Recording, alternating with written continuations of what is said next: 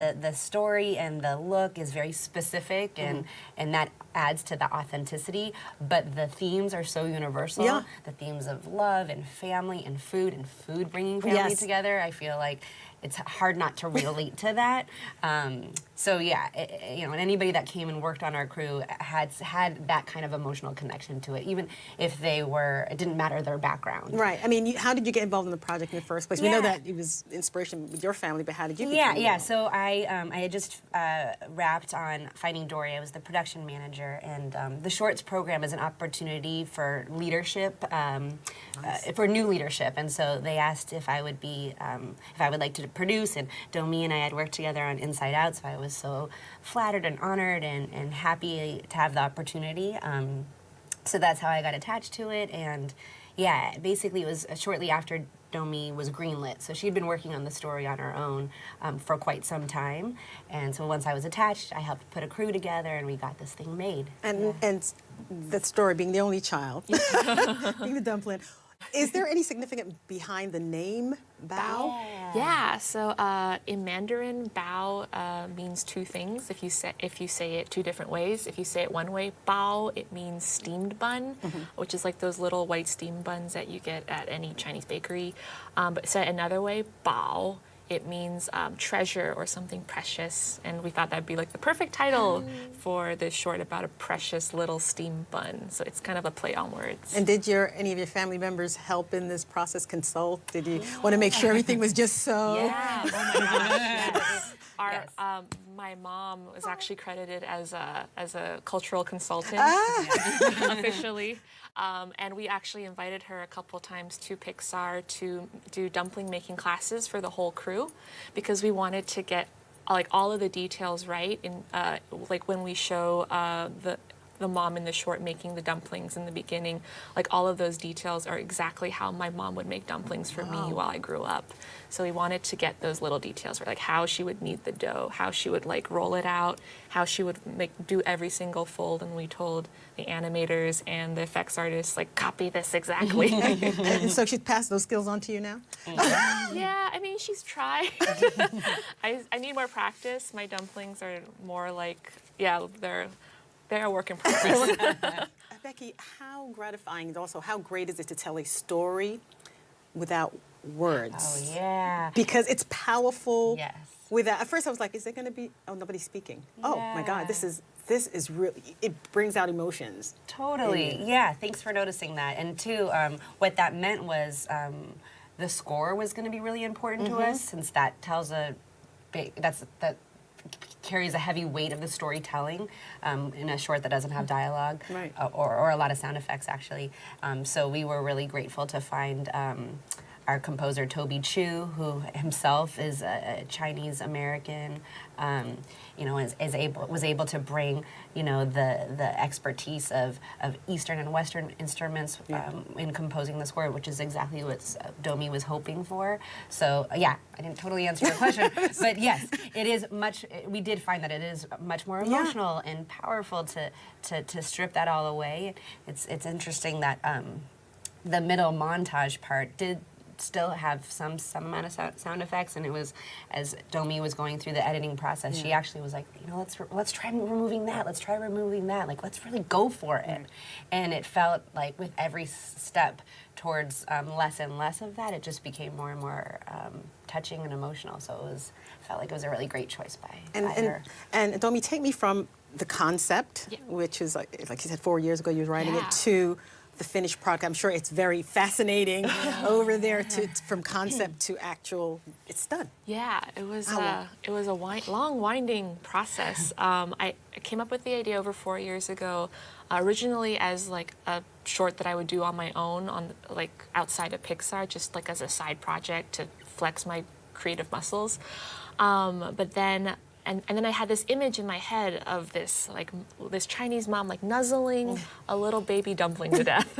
And I had to draw it out. And as I was drawing it, I was thinking about the story, drawing from my own life experience, being an only child, just developing the ideas and the story for this world.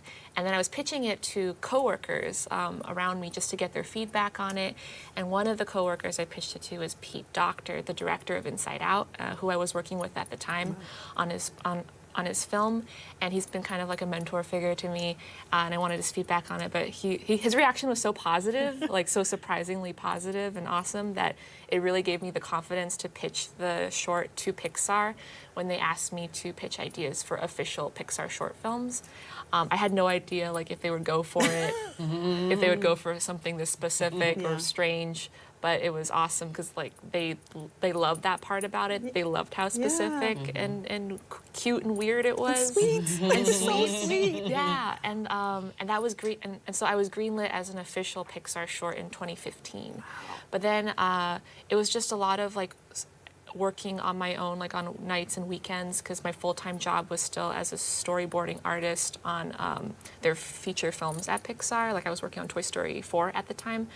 And so I wasn't working full-time on Bao until maybe about a year and a half ago when we really started production. When Becky came on as a producer, she gathered up a crew for us, and then we really just like got the ball rolling, and we finished the film like in a year and a half. Wow. Yeah. Well, she told us about her relationship. Well, her mom. It's about you and your loosely. Yeah. What about you? How did you relate to Bao? Yeah, I thank you for asking. Actually, it just sort of kismet that during the making of Bao, I had my own baby Bao. So it just meant that my appreciation and love and connection to the mom character just grew immediately. Like, I think at the start of the production, I was like, I can really relate to Dumpling, you know. Bringing home somebody that maybe my mom doesn't approve of. Or, but then it was like as soon as I became a mother, I was like, oh, I get it. Yeah. I'm so overprotective, and I want to do everything I can to make sure that she's safe and good and happy and protected. And two, having a baby at home, I sort of became like the resident baby expert and was able to.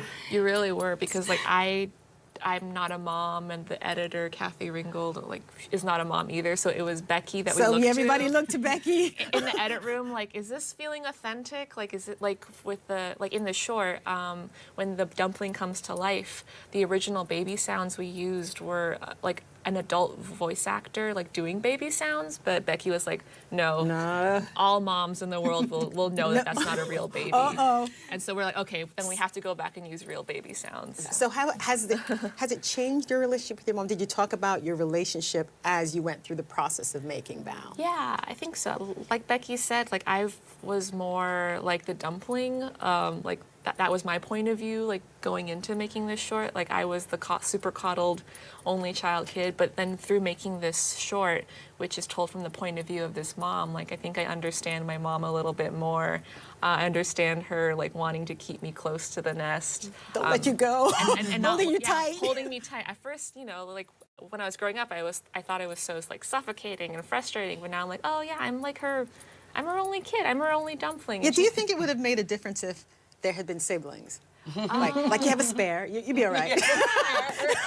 I think But because you're the only child, yeah, I think there's a special dynamic between parents and only children, because like all of their hopes and dreams are and love is focused on this one thing. You can't spread it around. And Becky, something I also saw and you just touched on it a little bit, was that no matter kind of if somebody's coming into your family that's outside of your culture, how you can be accepting by being helpful, by showing, by teaching a person. So that was another big lesson I think was in the film. Totally, yeah.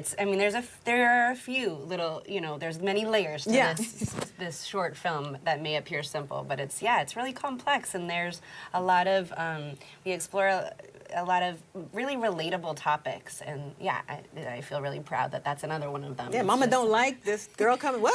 Yeah. You're not marrying my son. A lot of people can relate to mothers being very possessive and protective of like, is she good enough? But then if you take the time to get to know a person, even if they're outside of your culture, and teach them a little bit, I think that was also for me. I was like, wow, this is a really, really great lesson. As somebody who's married to somebody from different cultures, Right. and it works. Yes. It works when your parents are accepting and show, you know, the different Yes. points. Yeah. Well, why did you think Tribeca was a great place to showcase this? Oh yeah, I mean, I love New York City so much, and it feels like it's the city built by immigrants, and this story like really celebrates and showcases this Chinese Canadian immigrant family, and like what perfect way to debut this short about immigrants in the city of immigrants. Yeah. When we got the call that we were accepted, we were like, Yes. and then it like hit us Yeah. immediately. We're like, this is the perfect place for this short. Yeah. Because of everything Domi just said. And Yeah, after that, it's going to be seen. You tell us a little bit after it's going to Oh be. yeah, so we're gonna be right in front of Incredibles 2, which is a Yes. huge honor for us. We're so We're humbled yeah, and oh my gosh, we floored. Yeah, I can't believe we're like the appetizer basically to Incredibles 2. This huge movie. We're And that's coming super out. excited. It'll be in theaters on June 15th. June 15th. Yeah. And if you want to see it now, come to Tribeca. Yes. I think we've got 4 more screenings still at the festival. Yeah. Run out and see wow, Tribeca now. And then, as we said, what an honor for this to be shown before Incredibles 2. Yeah. April 15th. So Domi and Becky, again, Bow opens in theaters on June 15th in front of Incredibles 2. It can be seen, you said, 4 more times? I think so. I think so. 4 more times or so Yes. at Tribeca. So again, it's one of the sweetest stories. You just, without words, everyone can relate to this story.